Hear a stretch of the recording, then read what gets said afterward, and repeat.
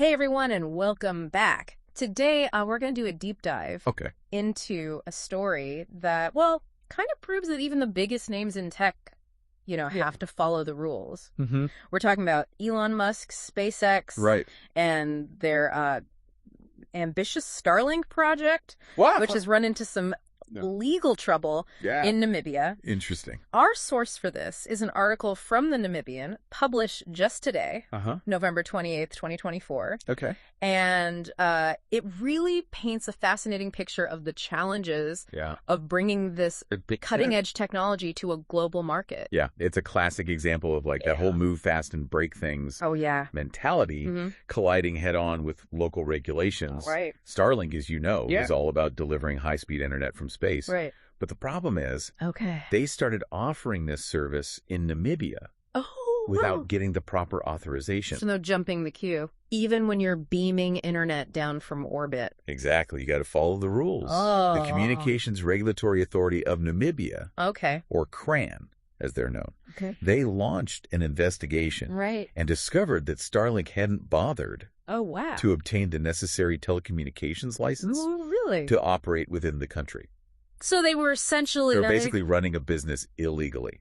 That's a significant oversight for a company like SpaceX, wouldn't you say? Huge. What kind of consequences are we talking about here? Right. Slap on the wrist or something more serious? CRAN definitely didn't take this lightly. They issued a cease and desist order.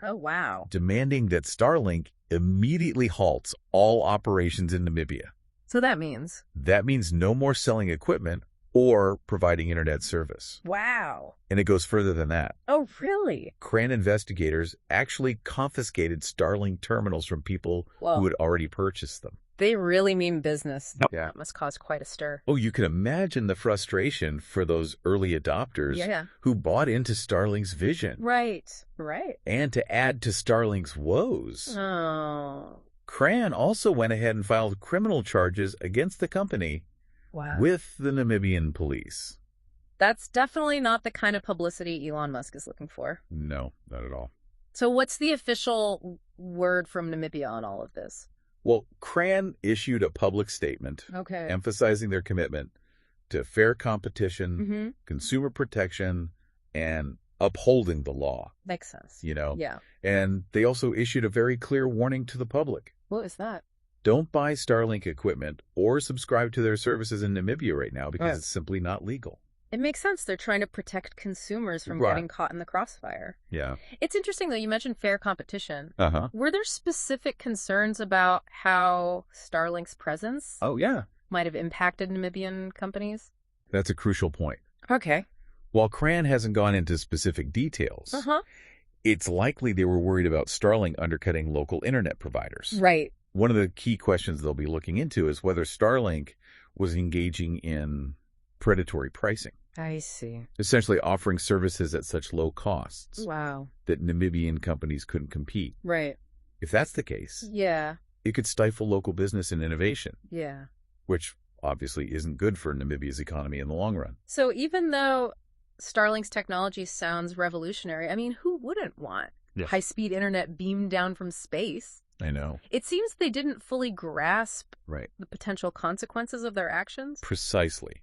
And this gets to the heart of what we're discussing here. Yeah. It's not just about having amazing technology. Right. It's about using that technology responsibly and working within the legal framework of the countries where you operate. It's a reminder that even companies with global ambitions have to pay attention to the local context. Exactly. Now I'm curious about the technology itself. Okay. Can you tell us a bit more about what makes Starlink unique? Sure. How does satellite internet actually work?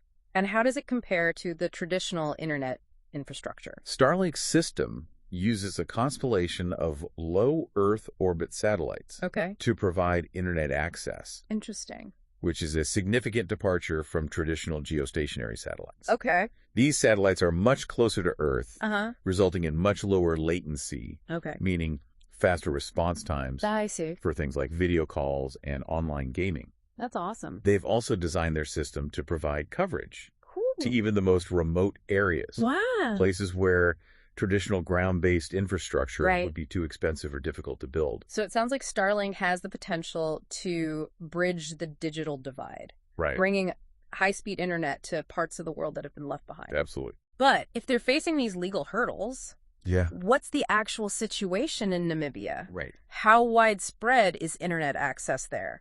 And how much of an impact could Starlink realistically have? Namibia, like many countries in Africa, faces significant challenges when it comes to internet penetration. Okay. While I don't have the exact figures at hand, a large portion of the population still lacks access to reliable and affordable internet service. And this is especially true. This is particularly true in rural areas where the cost of laying fiber optic cables or building cell towers simply isn't feasible for traditional providers. So in that context, Starlink's technology, if it were to operate legally, could be a real game changer. For sure. It could open up a world of opportunities for education, healthcare, economic development. Yeah. The possibilities are pretty exciting. Absolutely. But as we've discussed, CRAN has a responsibility to weigh those potential benefits against the potential risks. Right. We've already touched on the issue of fair competition, right? But there are other factors they need to consider as well. Like what? What are some of the other concerns CRAN might have? Well, one big one is about Starlink's operation in Namibia. Data, privacy, and security. Okay. With a company like Starlink, which is handling vast amounts of data transmitted via its satellite network, CRAN needs to be sure there are adequate safeguards in place to protect the personal information of Namibian citizens. Right. We've seen growing concerns globally about data breaches and the potential misuse of data. For sure. So this is a legitimate concern for any regulator. That's a good point. It's one thing to provide access to the internet, right? But it's another thing entirely to ensure that access is safe and secure. Exactly. Especially when you're talking about a company based in another country. Exactly. And there's also the question of sustainability and long-term impact. Okay. What happens if Starlink decides to pull out of Namibia down the line? Oh. What happens to all that infrastructure and the people who have come to rely on it? Right. These are the sorts of questions CRAN needs to grapple with. It sounds like a very complex decision with a lot of different factors to consider. Indeed. And to be fair to Starlink, they haven't just thrown their hands up in the air and walked away. Okay. The article mentions that they have submitted an application for a telecommunications service license. So it seems they were trying to rectify the situation. It seems so, and work within the established regulatory framework. So what happens now? Right. What does the application process look like, and what are the chances that CRAN will ultimately grant them a license to operate? Well, that's where things get really interesting. Okay. CRAN will need to thoroughly evaluate Starlink's application, looking at things like their financial stability, their technical capabilities, and most importantly, their commitment to meeting Namibia's specific regulatory requirements. They'll be scrutinizing everything. They'll be looking at everything. Yeah. From their pricing models to their data security protocols. It sounds like a pretty rigorous process. It is. Is there any indication of how long this review might take? Or what factors might sway CRAN's decision one way or the other? There's no set timeline for these sorts of decisions. Oh, really? It could take weeks. It could take months. Wow. It could even take years depending on the complexity of the issues involved. Oh. And a lot will depend on how Starlink responds to CRAN's concerns. Okay. If they're willing to make adjustments to their business practices and demonstrate a genuine commitment to working within Namibia's legal and regulatory framework, it could certainly increase their chances of getting approval.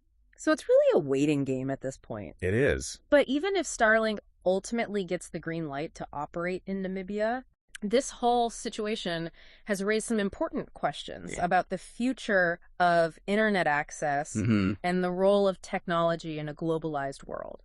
I think you've hit the nail on the head there. Yeah. This isn't just about Starlink in Namibia. Right. It's a microcosm of the challenges we're facing as a society when it comes to navigating the rapid pace of technological innovation. We're seeing these kinds of clashes more and more, aren't we? All the time. Where the speed of technological development seems to outpace our ability to create the rules and regulations that govern it. Absolutely. And in many ways, the traditional models of regulation simply aren't equipped to deal with companies like SpaceX that are operating across national borders using technologies that were barely imaginable a decade ago. So where do we go from here? Right. What needs to happen to ensure that technology is used responsibly and ethically while still fostering innovation and bringing the benefits of the digital age to everyone?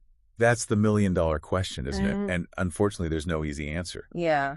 It's going to require a lot of collaboration and open dialogue between governments, tech companies, and civil society. We need to develop new frameworks and international agreements that can keep pace with this breakneck speed of innovation while ensuring that technology is used in a way that benefits all of humanity, not just a select few. I think this Starlink case in Namibia provides a valuable case study. Yeah. It highlights the need for companies to be proactive in understanding and respecting local laws and regulations, even when those laws may seem outdated or cumbersome in the face of disruptive technology. I couldn't agree more. Companies can't just assume they can operate with impunity. Yeah. Especially when they're dealing with essential services like internet access. Right. They need to engage with local communities and regulatory bodies from the outset, building trust and demonstrating a commitment to responsible innovation. It's about finding that balance, isn't it? Yeah. Between pushing the boundaries of what's possible and recognizing that technology operates within a social, political, and legal context. For sure. We can't just focus on the wow factor of the latest gadgets and services. Right. We need to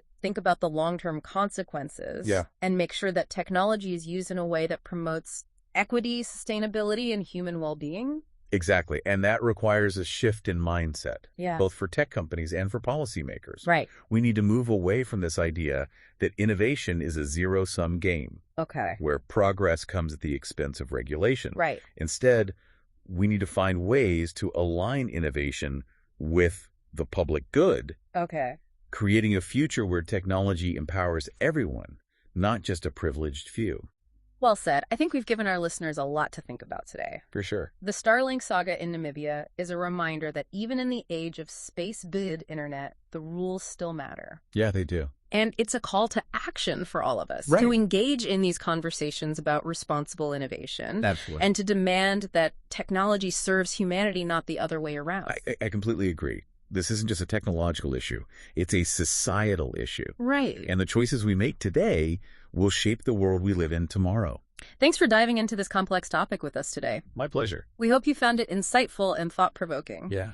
Until next time, keep exploring, keep questioning, and keep demanding a better future for everyone. That's the million-dollar question, isn't it? Yeah. And unfortunately, there's no easy answer. Right. It's going to require a lot collaboration and open dialogue. Yeah, between governments, tech companies, and civil society. Exactly. We need to develop new frameworks and international agreements that can keep pace with this breakneck speed of innovation while ensuring that technology is used in a way that benefits all of humanity, not just a select few. Yep. I think this Starlink case in Namibia provides a valuable case study. For sure. It highlights the need for companies to be proactive in understanding and respecting local laws and regulations, even when those laws may seem outdated or cumbersome in the face of disruptive technology. I couldn't agree more.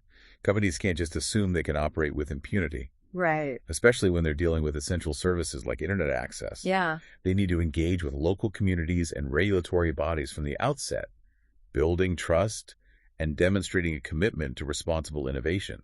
It's about finding that balance, isn't it? Between pushing the boundaries of what's possible and recognizing that technology operates within a social, political, and legal context. Yeah, for sure. We can't just focus on the wow factor of the latest gadgets and services. Yeah. We need to think about the long-term consequences and make sure that technology is used in a way that promotes equity, sustainability, and human well-being. Absolutely. And that requires a shift in mindset, both for tech companies and for policymakers. We need to move away from this idea that innovation is a zero-sum game where progress comes at the expense of regulation. Instead, we need to find ways to align innovation with the public good. Creating a future where technology empowers everyone, not just a privileged few. Well said. I think we've given our listeners a lot to think about today. Yeah, I hope so. The Starlink saga in Namibia is a reminder that even in the age of space-based internet, the rules still matter. For sure. And it's a call to action for all of us to engage in these conversations about responsible innovation and to demand that technology serves humanity, not the other way around. I completely agree. This isn't just a technological issue. Right. It's a societal issue. Yeah. And the choices we make today will shape the world we live in tomorrow. Well, thanks for joining us today for this deep dive. I really enjoyed our conversation. Me too. And to all of our listeners out there, thank you so much for listening, and we'll see you next time.